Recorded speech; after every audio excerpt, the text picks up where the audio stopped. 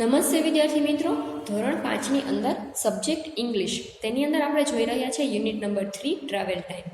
હવે તેની અંદર આપણે અગાઉ એક્ટિવિટી 4D સુધી જોઈ ગયા છે. હવે આજે આપણે જોશું 4E એક્ટિવિટી 4E. શું કીધું છે? સમૂહમાં કામ કરો. એક્ટિવિટી 4A ના આધારે પ્રશ્નોના જવાબ લખો. તમે વર્ગખંડની અંદર હોય તો સમૂહમાં કરી શકો છો, પરંતુ તમારી ઘરે પણ તમે તમારા પેરેન્ટ્સ કે ફ્રેન્ડ કે બ્રધર એન્ડ સિસ્ટરની હેલ્પ લઈને પણ વર્ક કરી શકો. એક્ટિવિટી 4A કે આપણે અગાઉ એક પેરેગ્રાફ જોઈ ગયા છે. એક્ટિવિટી 4A ની અંદર પેજ ટર્ન કરીને જુઓ જોઈએ.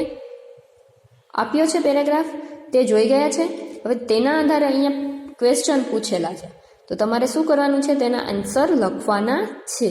કે પેરેગ્રાફમાં શું કીધું હતું કે એક બસ પિકનિકમાં એક ફેમિલી ગઈ છે. તે ક્યાં ગઈ છે? તો કે સીસોર છે. ત્યાં જે સ્થળ પિકનિકમાં ગઈ છે ત્યાં સીસોર છે. ગોલુ છે, ગોલુની સિસ્ટરનું નામ પિંકુ છે. ત્યારબાદ ગોલુના મધરનું નામ નેહાબેન છે. ગોલુના ફાધરનું નામ રોહિતભાઈ છે. રોહિતભાઈ ન્યૂઝપેપર રીડિંગ કરે છે. નેહાબેનના હાથમાં બાસ્કેટ છે, તેની અંદર એપલ છે. એક બલૂન મેન છે જે બલૂન સેલિંગ કરે છે. તેવું બધું પેરેગ્રાફની અંદર આપેલું છે. તો હવે આપણે પહેલો પ્રશ્ન જોઈએ. વુ હેઝ અ બેટ. હવે તમે પિક્ચરમાં જુઓ છો, એક ગોલુ એની સિસ્ટર પિંકુ છે તે ક્રિકેટ રમી રહી હતી. તો કોના હાથમાં બેટ હતું જોયું છે? પિક્ચરમાં જુઓ જોઈએ, પેરેગ્રાફની અંદર અથવા તો જુઓ. ગોલુ કોની પાસે બેટ હતું? તો આન્સર થશે Golu has a Bet.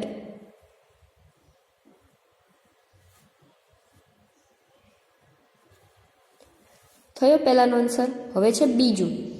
વુ is Golu's mother. ગોલુની મધર કોણ હતા?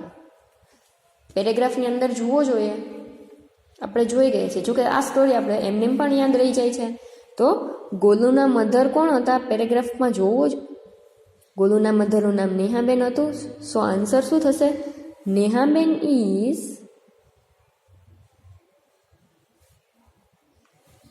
ગોલુઝ મધર.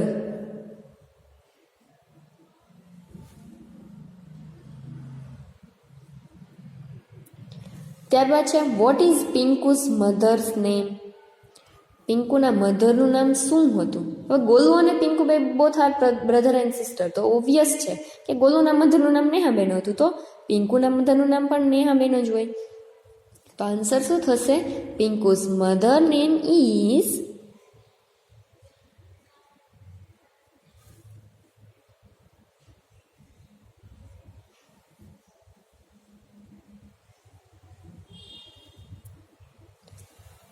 નેહાબેન. ત્યારબાદ છે fourth. Is Pinku Golu's cousin. અહીંયા તમને પૂછ્યું છે કે શું પિંકુ છે તે ગોલુની કઝિન છે, એટલે કે પિતરાઈ બહેન છે? તો શું થશે? Yes, she is. આપણે શોર્ટમાં આન્સર લખ્યો, અથવા તો એમ લખી શકીએ yes she is Golu's cousin. ત્યારબાદ છે fifth. Who has a newspaper. પિક્ચરની અંદર જુઓ અથવા તો પેરેગ્રાફની અંદર જુઓ, શું કોની પાસે ન્યૂઝપેપર છે? સો આન્સર થશે રોહિતભાઈ has a newspaper.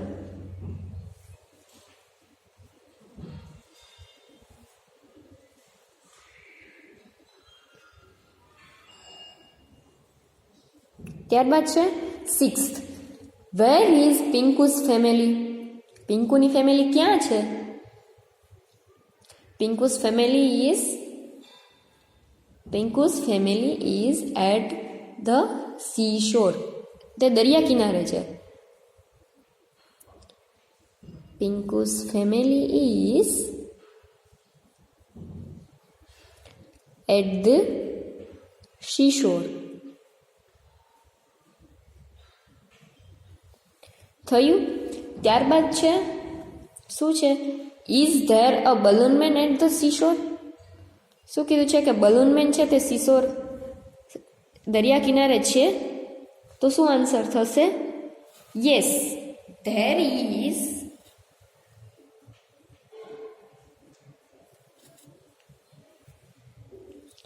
A balloon man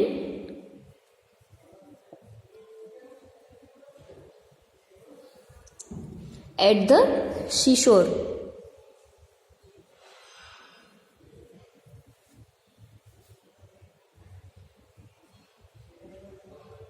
અંતે ફૂલ સ્ટોપ. આ હતા તમારા પ્રશ્નોના ઉત્તરો. હવે તમારે શું છે, એક્ટિવિટી 4F શું કીધું છે કે સાચા વિધાનો સામે ટ્રુ અને ખોટા વિધાનો સામે ફોલ્સ લખવાનું છે. શું કરવાનું છે કે જે વિધાન સાચા છે તેની સામે ટ્રુ લખવાનું છે બોક્સની અંદર, અને ખોટા છે તેની અંદર ફોલ્સ લખવાનું છે. એટલે કે ખરા ખોટા. આપણે ખરા ખોટાની નિશાની નથી કરવાની, પરંતુ લખવાનું છે કે ટ્રુ છે કે ફોલ્સ, એટલે કે સાચું છે કે ખોટું. તો ફર્સ્ટ છે, નેહાબેન ઇઝ પિંકુસ સિસ્ટર. નેહાબેન, પિંકુના સિસ્ટરનું નામ નેહાબેન હતું ના, તે તો તેના મધર હતા. તો આ રોંગ છે, તો તેની સામે શું લખશું આપણે? ફોલ્સ. ત્યારબાદ છે second, Golu is Pinku's brother. Golu છે તે પિંકુનો બ્રધર છે. યસ, તો આન્સર શું થશે? ટ્રુ. તે વિધાન સાચું છે. ત્યારબાદ છે રોહિતભાઈ હેઝ અ મેગેઝિન. રોહિતભાઈ પાસે મેગેઝિન હતું. હા, કારણ કે પિક્ચરમાં જુઓ જોઈએ રોહિતભાઈ મેગેઝિન રીડ કરી રહ્યા છે, તો આન્સરમાં શું આવશે? ટ્રુ. ત્યારબાદ છે fourth, they are at the seashore. તે બધા છે તે ક્યાં ફરવા ગયા હતા? સીશોર એટલે કે દરિયા કિનારે. તો તે વિધાન સાચું છે કે ખોટું?